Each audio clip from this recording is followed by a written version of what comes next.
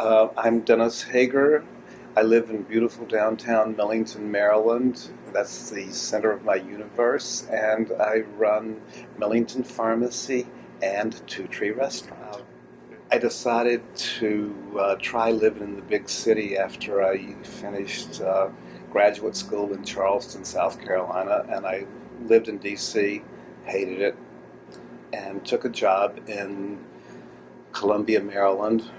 Licked my wounds after having lived in D.C. for a while. Then I was offered a position at Kent and Queen Anne's Hospital in Chestertown. And when I left that position, I was stuck in Kent County and went to work for Drug Fair. And after a few years, it was obvious that Drug Fair was going to be sold, and the only likely buyer was Rite Aid Corporation, and I had philosophical differences in the pharmacy field with the way the Rite Aid was doing things, and felt that I would be uncomfortable with it.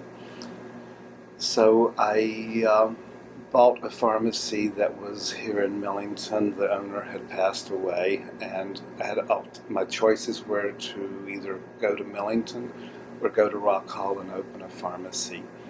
And I'm more of a land lover than a sea lover, and so I ended up on the land. My first brush with politics was in probably 87, when, or maybe it was 88, Wheelabrator was going to build a household waste incinerator in Massey, and I was a little bit involved in that NIMBY activity, which I very strongly supported. I'm fond of NIMBYs. I think they have a real place here, especially in small towns, because you need the protection from the larger governmental units that would try to force something on you. And I was asked to run for town council. The mayor was leaving for health reasons, and so I ran, and I've ended up being mayor for 14 years. During that time, we built a new sewer system. We endured a flood. Or actually not a sewer system, a new sewer plant, and we put in a new water system. We had never had town water before. And it was my feeling that when you have that many people living on wells, that what you really have is you have substandard housing and nothing more. Anyway, so it helped put Millington on a step for positive growth. Community pharmacy provides many services from cradle to grave, and with changes in healthcare legislation and changes with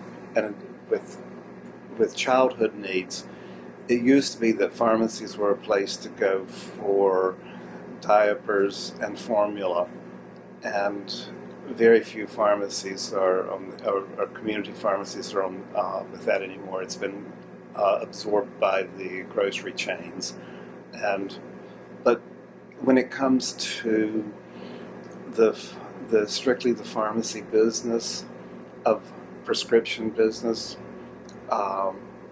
we have a little bit of an advantage in that if you have a sick kid and you end up going into Walmart, by the time you navigate that parking lot and get in the door of the place, we have you in and out in the prescription field, and if you've got sick kids in the car, you can't leave the kids in the car. You have to pull them out or whatever. And here they can just pull up in front of the store, and we will stand there and watch your kid in the car while you're getting the prescription filled.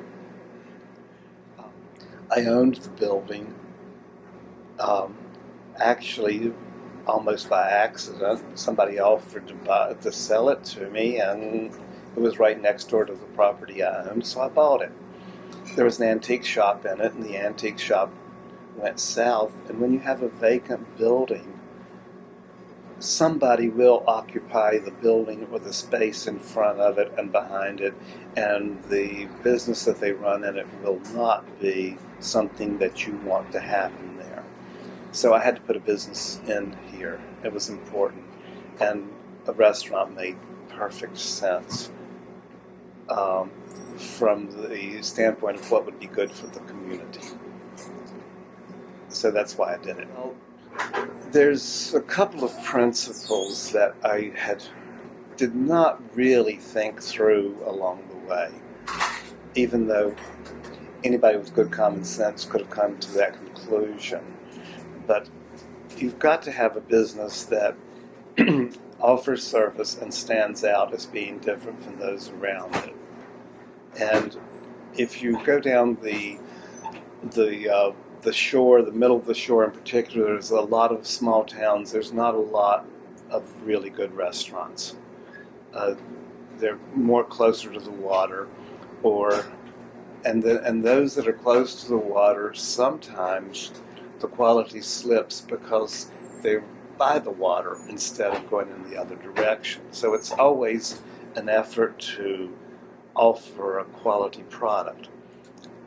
That's part of being above what hospitality is all about, and that is you have to be comfortable enough in your own space that you can greet people, have them come in, make sure that they're comfortable, and if you don't reach that comfort level, there's never it's not really hospitality. And that's part of the training process for servers here. The first thing you have to do is spend some time in the dining room and feel comfortable just walking through the dining room. For you, But financially, it's not that great. I mean, but we're in hard financial times.